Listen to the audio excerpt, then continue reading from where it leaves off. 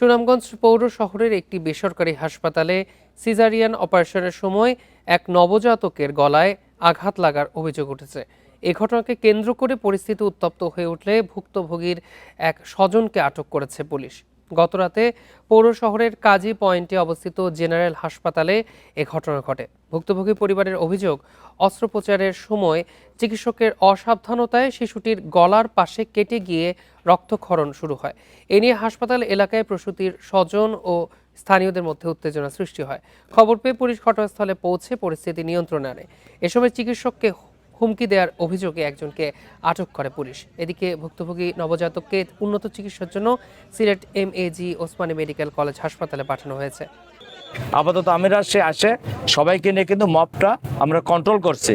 ওদের একটা অভিযোগ ছিল যে এখানে একজন তার সাথে খারাপ ব্যবহার করছে, তাকে আমরা জিজ্ঞাসাবাদের জন্য আপাতত হেফাজতে নিয়েছি।